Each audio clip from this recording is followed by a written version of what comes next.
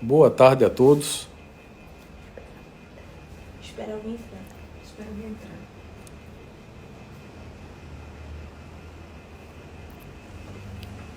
Boa tarde a todos e a todas. Boa tarde e noite já. Eu sou o Cláudio Falcão, neurocirurgião aqui do Hospital Jaime da Fonte. E nesse momento diferente e cauteloso que todos estamos vivendo, em plena pandemia do coronavírus, o Jaime da Fonte lançou o projeto Saúde ao Vivo, com uma live semanal, onde cada vez um especialista diferente vai se apresentar como forma de ajudar e contribuir para o processo de informações para esse período pós-pandemia que já se inicia, né? Graças a Deus, já vemos aí uma reabertura gradual das várias atividades e temos que estar preparados para tal. Eu gostaria também de agradecer à direção do Hospital Jaime da Fonte por essa oportunidade, na figura do Dr. Antônio Jaime, na figura do Dr. João Lamprópolis, meu grande amigo, e agradecer também aqui ao pessoal do marketing, um trabalho duro, incessante, que faz com que isso seja possível, né? Um abraço e meus agradecimentos à Márcia e à Sueli. Bem, como especialista em dor, sou neurocirurgião de formação, faço cirurgia de coluna e dor. Eu vim conversar um pouco hoje com vocês a respeito de alguns hábitos que adquirimos nesse período de isolamento, de confinamento social por conta da pandemia da Covid-19. E por conta dessa mudança brusca, repentina no nosso modo de vida, houve um incremento do chamado home office, houve um acúmulo de tarefas domésticas, houve uma falta de atividade física, além de muito, mas muito estresse, né? Isso faz parte. Estresse de várias naturezas, desde do medo da doença em si, da fragilidade nossa quanto a esse vírus, esse inimigo invisível que a gente se deparou e ainda se depara. Então o estresse a gente sabe que é um fator primordial para acelerar todos os processos somáticos do nosso corpo. E não foi à toa, diante disso, que o termo dores nas costas foi o mais buscado no Google, aqui no Brasil e no mundo, durante o mês de abril, que se passou agora há pouco.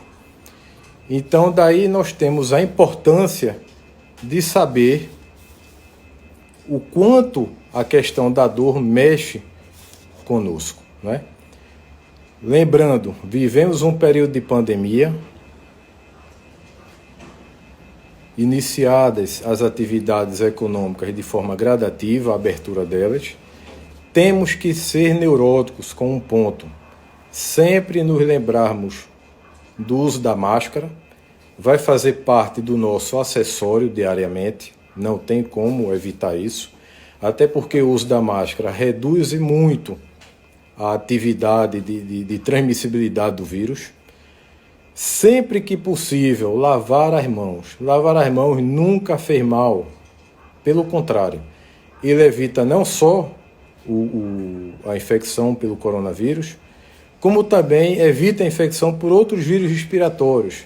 Temos que lembrar que estamos no meio do ano e a época, a sazonalidade da doença viral, dos vírus respiratórios no país é nessa época. Então a gente vai ter um misto de coronavírus e outros vírus respiratórios. Então, o simples fato de lavar a mão já dá uma ajuda grande. Além do que, o advento do álcool em gel. Então, sempre que possível, pessoal, vamos usar o álcool em gel. A gente sabe que nem sempre a gente tem a disponibilidade para lavar as mãos. Mas o álcool em gel a gente sempre pode usar. E vamos usá-lo. Então, vamos ser neuróticos nesse sentido, no bom sentido, de usar máscara, sempre que possível lavar a mão, usar o álcool em gel. Com essas medidas extremamente simples, a gente consegue evitar um absurdo da transmissibilidade do vírus. Então, medidas extremamente simples fazem com que a gente se proteja e proteja as outras pessoas. Tá ok? Bem,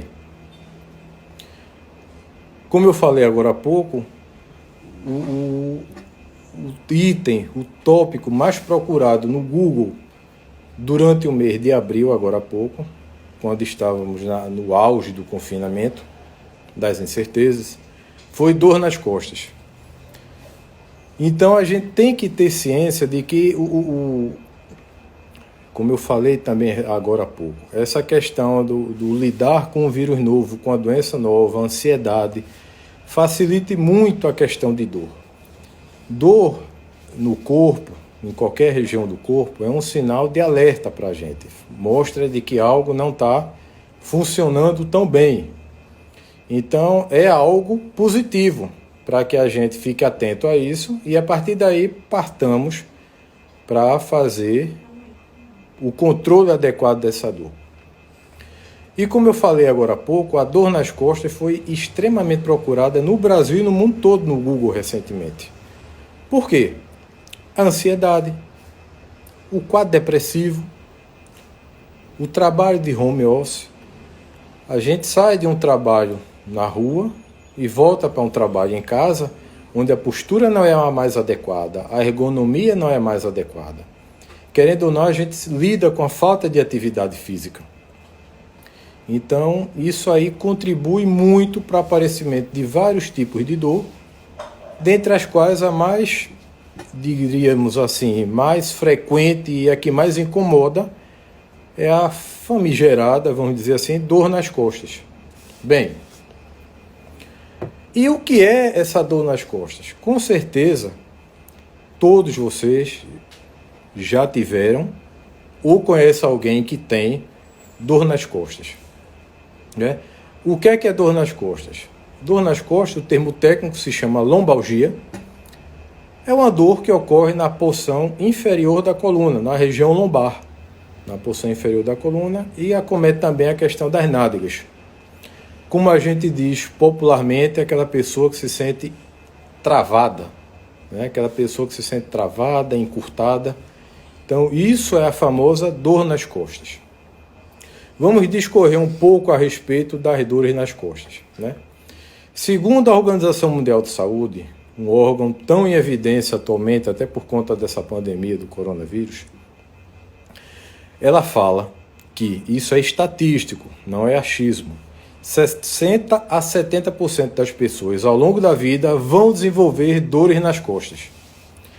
Então você vê que é um tema extremamente complexo, um tema extremamente comum que a gente está lidando. Isso ao longo do mundo. O pico de incidência da dor nas costas ocorre entre os 35 e 55 anos. Uma estatística interessante. No Reino Unido, se verificou que em uma temporada, ou seja, ao longo de um ano, ocorre em torno de 100 milhões de faltas de dias de trabalho por todos os operários e trabalhadores por conta da dor nas costas. Nos Estados Unidos, a questão da dor nas costas, esse item dor nas costas, leva a um gasto anual em torno de 100 a 200 bilhões de dólares. Então vocês veem a importância social, econômica e de saúde pública que é a questão da dor nas costas, tá? Isso é um tema extremamente importante. A gente não deve relegar a segundo plano.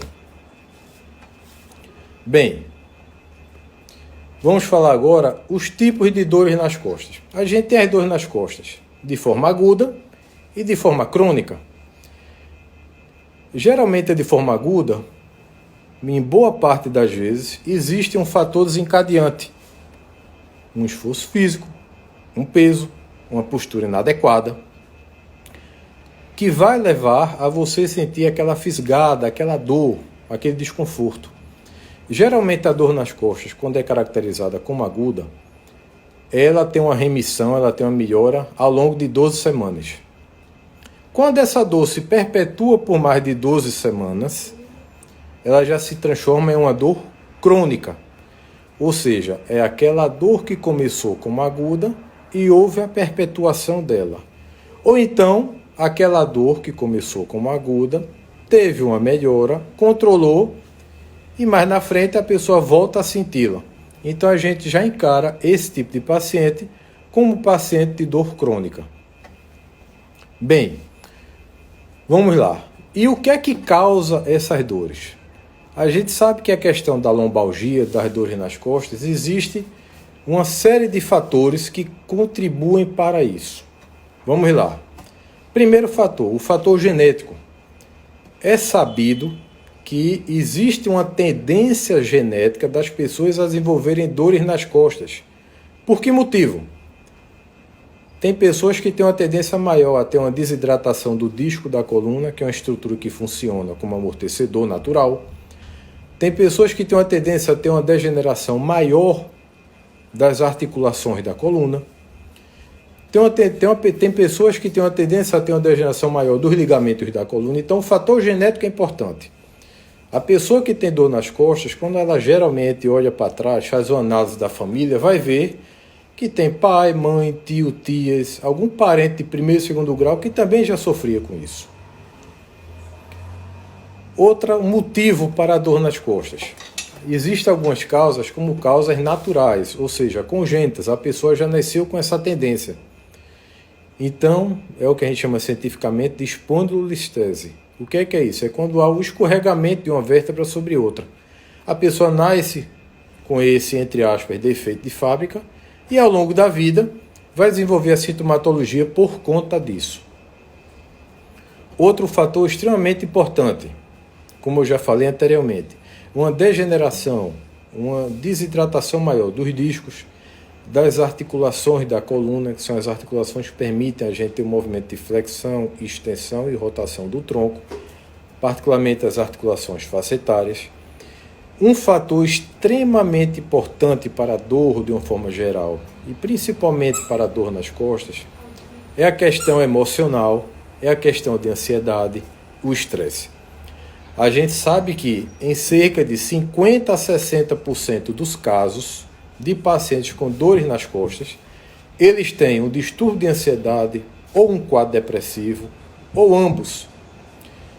E vice-versa. Pacientes que têm um quadro depressivo, mesmo que controlado, mesmo que tratado, ou pacientes que têm um distúrbio de ansiedade, ou pacientes que vivem num limiar de estresse grande, 50% a 60% deles desenvolvem dores nas costas. Então isso é um fato, tá? Outras causas de dores nas costas: o sobrepeso, a obesidade. A nossa estrutura anatômica da coluna foi feita, por incrível que pareça, minha gente, para que nós fôssemos quadrúpedes, para que andássemos de quatro. Então, o fato de sermos bípedes, pagamos um preço caro por isso. E somado a esses outros fatores que a gente está comentando aqui, fatalmente vai desenvolver a dor nas costas. A falta de atividade física é extremamente um fator preponderante para a dor, porque promove o encurtamento da musculatura, bem como a atividade física feita de forma errada, também é um fator que contribui para a piora da dor nas costas. Um cálculo matemático bem aproximado e bem simples para a gente é que a gente deve carregar ou suportar um peso, no máximo, 10% do peso corporal.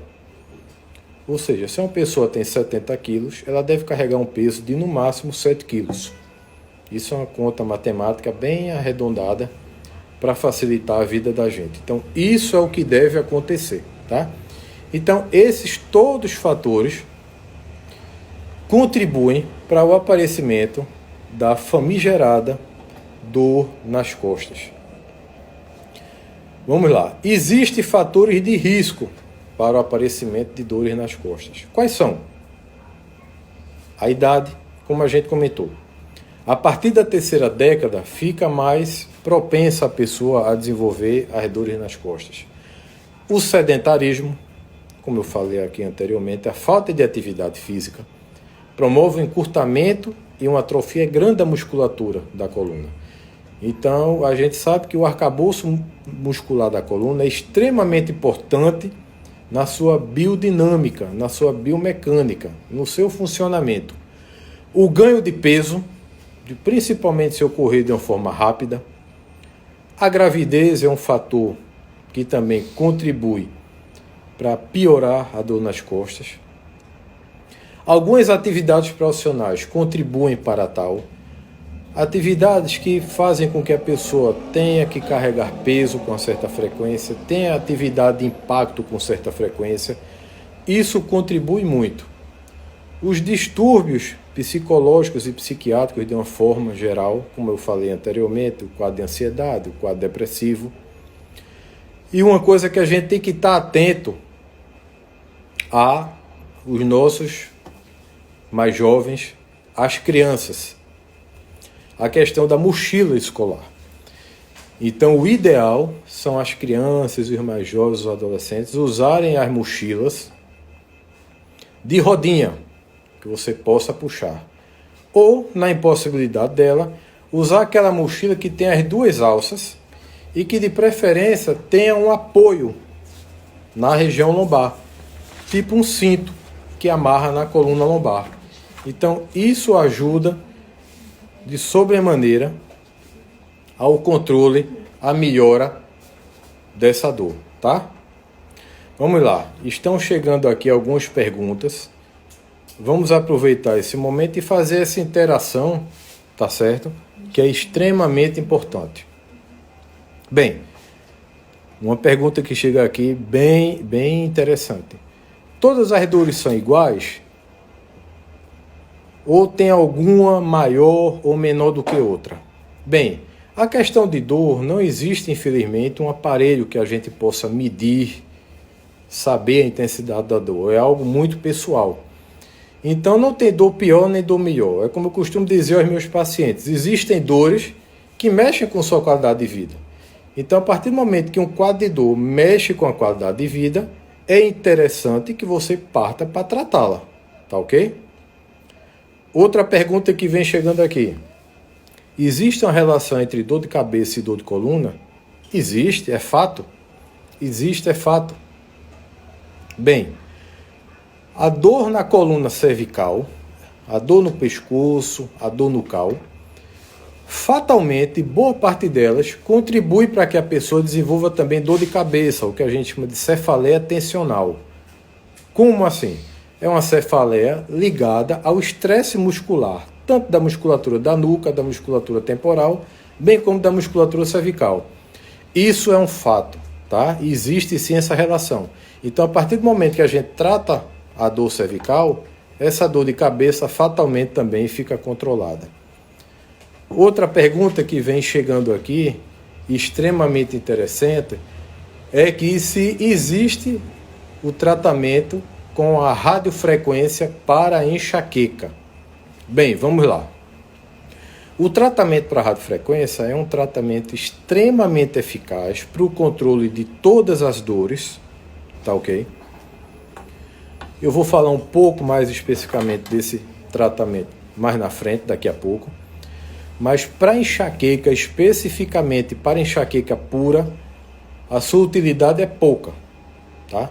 A radiofrequência para a cefaleia ele tem uma ajuda grande para a cefaleia de origem cervical, para a cefaleia tensional, ajuda, mas para a enxaqueca, particularmente, pouco tende a ajudar, tá ok? Vamos continuar aqui, daqui a pouco a gente fala mais perguntas.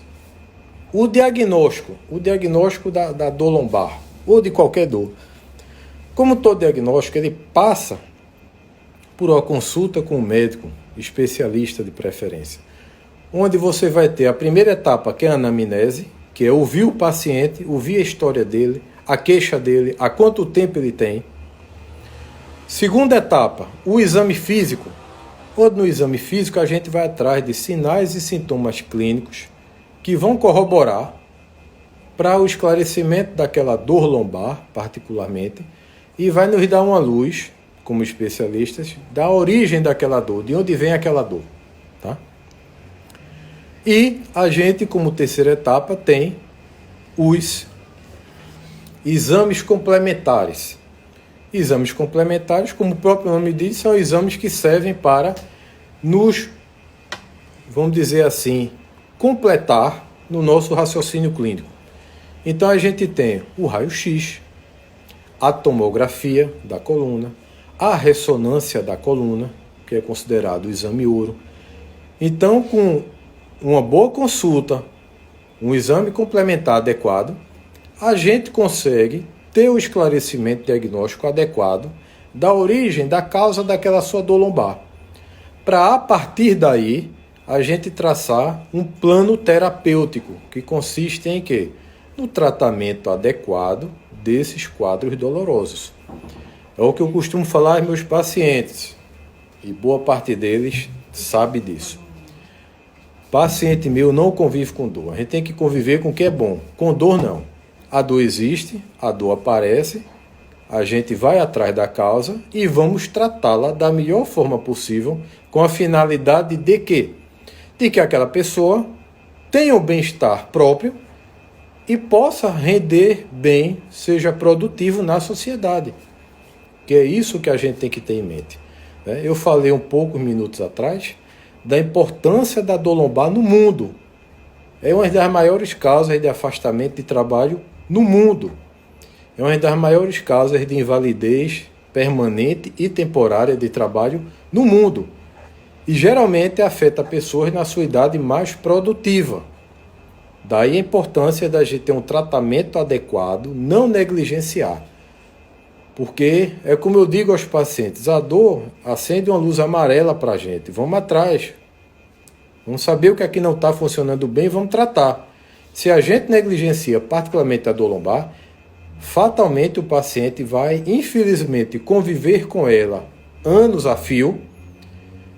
E quando ele optar por um tratamento, então opções terapêuticas que a gente tenha de uma forma bem mais simples, não vai ser possível com a doença avançada. Vamos lá, eu estou recebendo aqui várias perguntas a respeito do tema. Vamos lá, mais uma. O que é bom para a dor lombar? Bem, como eu falei, vamos lá, nos princípios para evitar a dor.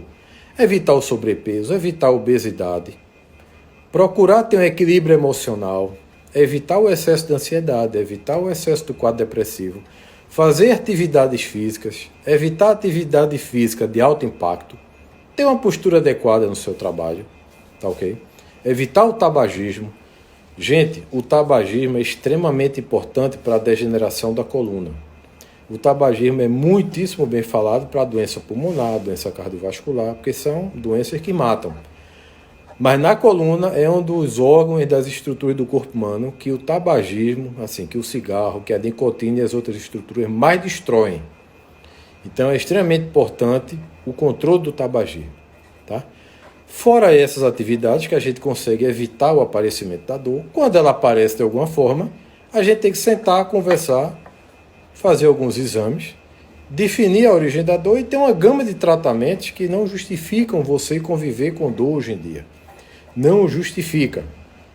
Bem, entrando já na área de tratamento, a gente sempre começa o tratamento, como eu costumo dizer aos pacientes, a gente vai subindo uma escadinha degrau por degrau.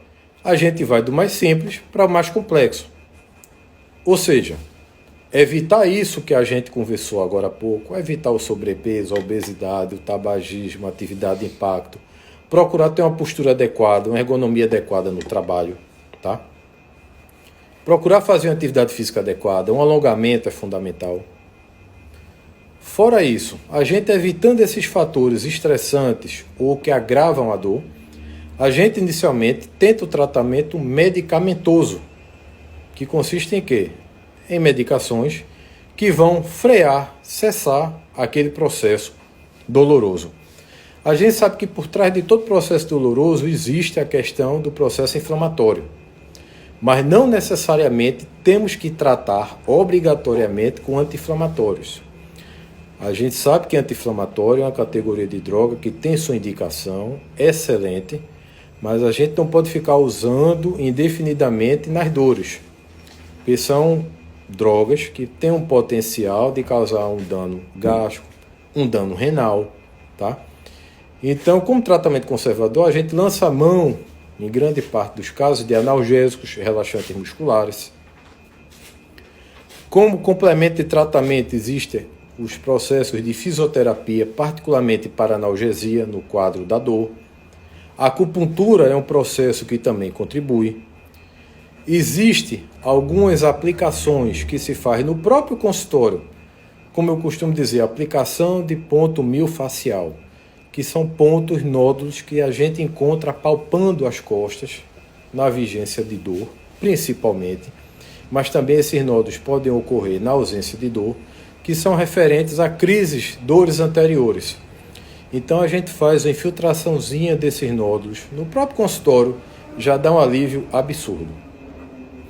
E, nos casos que tendem a cronificar, a persistirem por mais de 3 meses, a mexer com a qualidade de vida da pessoa, existe uma série de procedimentos, como eu costumo chamar, procedimentos percutâneos para o tratamento da dor. São procedimentos que nós fazemos no hospital, particularmente lá no Hospital Gêmeo da Fonte, fazemos semanalmente, cerca de 5 a 6 por semana, pelo menos.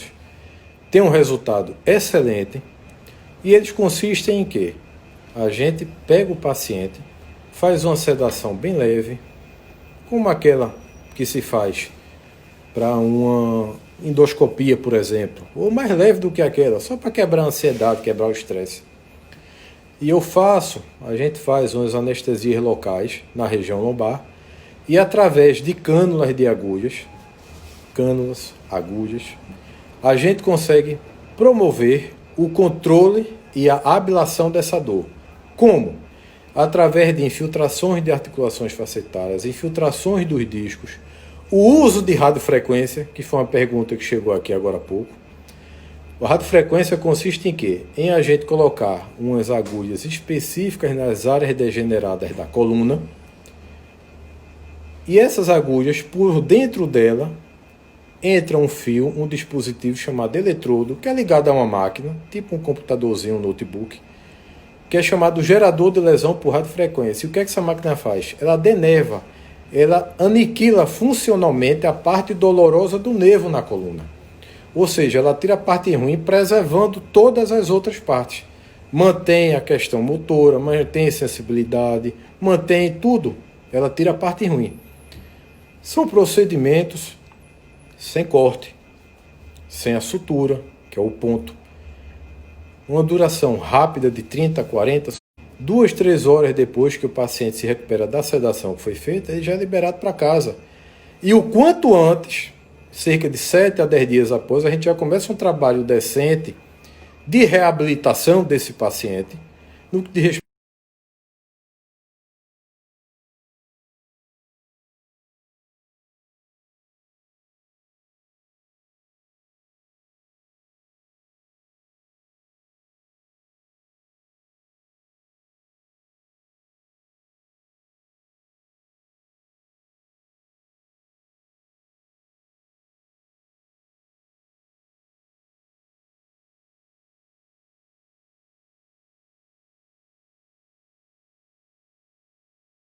respeito as dissectomias são procedimentos onde, através de umas cânulas específicas, nós conseguimos tirar o disco que geralmente está comprimindo o nervo na coluna, que é a famosa hérnia de disco. Então, tem alguns tipos de hérnia de disco que a gente consegue tratar dessa forma. Um procedimento com a sedação, anestesia local, dura 30 a 40 minutos. E ao longo de 2, 3 horinhas depois, o paciente está liberado para casa numa boa. Então, quem de vocês também nunca ouviu falar da famosa dor ciática? Corre para a perna. Então, a dor ciática é aquela dor grande que começa nas costas, corre para a perna, mexe com a qualidade de vida da pessoa. E a grande maioria dos casos de dor ciática tem a ver com hérnia de disco ou com a estenose do canal lombar, que é aquele famoso bico de papagaio apertando o nervinho lá na saída da coluna. Então também temos procedimentos que chamamos de percutâneos que tratamos esse tipo de dor. Outro tipo de procedimento é a cirurgia endoscópica da coluna. Isso mesmo.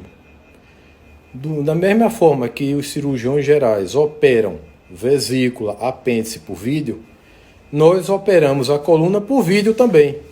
através de uma incisão mínima de meia polegada, 1,5 cm.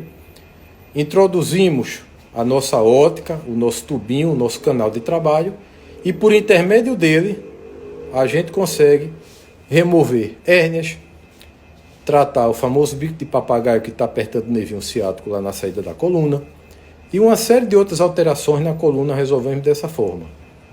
Como última etapa do processo, nós temos as cirurgias abertas, realmente, onde em alguns casos se faz necessário um implante de parafusos, de hastes, para a estabilização da coluna. Mas eu volto a dizer a vocês, esse tipo de cirurgia aberta atualmente equivale a menos de 5% das cirurgias e dos procedimentos realizados na coluna. No mundo todo, e aqui em Recife também somos pioneiros nisso. Ou seja, em 95% dos casos que se precisa fazer algum procedimento na coluna, conseguimos resolver com procedimentos percutâneos, simples, dentre os quais alguns desses que eu enumerei agora há pouco. Então vejam a importância do tratamento e diagnóstico precoce para que a gente não negligencie e tenha que tratar de uma forma um tanto quanto mais agressiva daqui a alguns anos, se a gente pode resolver de uma forma mais simples no momento.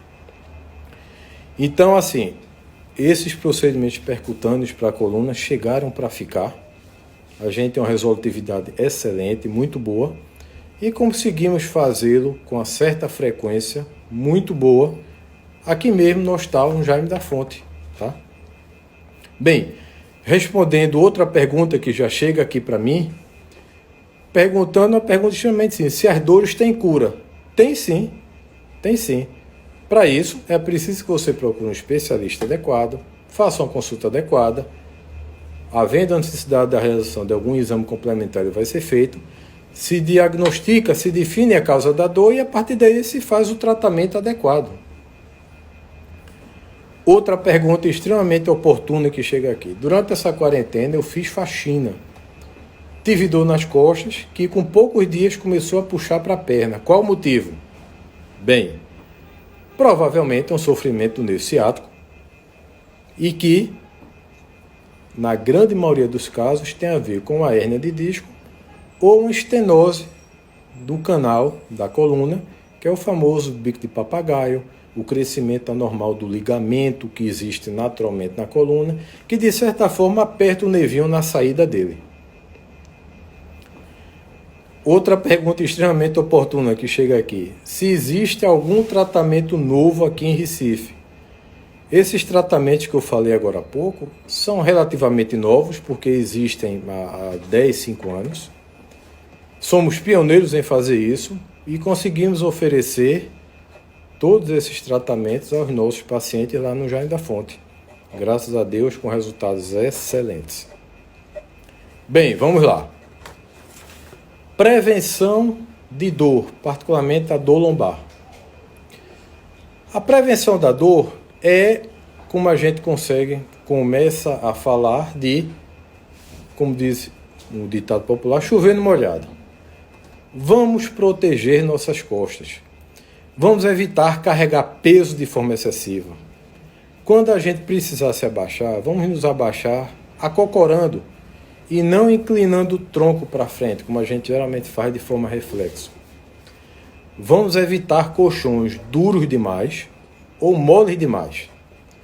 Então, o ideal é você usar um colchão adequado para o seu peso. Então, para isso, existem tabelas em várias marcas de colchões que vão ver o seu peso adequado para o tratamento. Para o tratamento, assim, para que você possa usar. Bem, eu vou falar aqui um assunto extremamente importante. O Léo Santos está perguntando... Léo está perguntando se o Pilates ajuda na lombalgia. Então veja que a gente está conseguindo atingir bem. Essa pergunta vem, Léo, lá de Santos, São Paulo. Ajuda sim. É como eu falei há pouco tempo. Quando a gente faz o tratamento, seja medicamentoso ou através de algum procedimento, ao longo de 10 a 15 dias, a gente já põe o paciente em um programa de reabilitação. Para quê? Para fazer um alongamento, fortalecimento, uma adequação postural do paciente. Então aí se enquadra a fisioterapia, pilates, a hidroterapia, a hidroginástica, alongamento, algumas atividades em academia, desde que tenha uma orientação adequada do médico a respeito do que pode e do que não pode fazer, e um profissional da educação física ou fisioterapeuta adequado também para orientar o que fazer e como fazer. Então essa reabilitação é extremamente importante, e tão importante quanto o tratamento que tenha sido feito. Tá ok? Outra pergunta que acaba de chegar aqui: se a academia faz bem para a coluna? Faz. Desde que você não pegue o excesso de peso, como a gente conversou, desde que você faça um alongamento adequado e faça um ritmo de trabalho adequado, orientado pelo seu médico e acompanhado por um educador físico ou um fisioterapeuta na academia, que boa parte delas tem. Outras formas de prevenir o problema nas costas: manter uma postura adequada no trabalho, em casa. A gente sabe que não é fácil, mas a gente tem que se policiar constantemente quanto a isso. Outro posicionamento importante: o uso regular de atividade física. Então, pelo menos 3 vezes por semana, vamos fazer uma atividade física, alongamento, evitar o excesso de impacto. Isso é importante. Evitar se sentar com perna cruzada. Isso parece ser algo simples, mas se vocês perceberem, boa parte de vocês fazem isso. E a gente tem que se policiar quanto a isso, porque quando a gente senta e cruza a perna, a gente desalinha a coluna com bacia, com perna. Então mexe não só na coluna, como vai mexer na parte alta da coluna, vai mexer na bacia, tá? Então isso são alterações e vícios de postura facilmente evitáveis, que é só a gente ficar se policiando quanto a isso. Bem, vamos lá. Outra pergunta aqui. Eu estou dentro do possível procurando responder todas. São várias. Graças a Deus a nossa live está tendo um bom público. Bem, quem já passou pelo tratamento de cirurgia aberta e ainda sente dor, tem esperança de ficar sem dor? Óbvio, lógico que tem, tá? Por quê? O paciente que por acaso é submetido a uma cirurgia aberta, como a gente chama, a gente sabe que ao longo de 5 anos ocorre uma sobrecarga no nível acima e no nível abaixo da cirurgia. Então, quando ocorre essa sobrecarga, ocorre essa degeneração mais acentuada, é importante fazer o tratamento. E boa parte desse tratamento nós conseguimos fazer com alguns daqueles procedimentos percutantes que falei agora há pouco. Então, dessa forma, a gente consegue evitar uma segunda cirurgia aberta, controla a dor do paciente, faz com que ele volte para uma reabilitação em termos de atividade física, de um pilates, de uma academia, de uma fisioterapia, de uma natação, o quanto antes, para que ele volte a ser produtivo.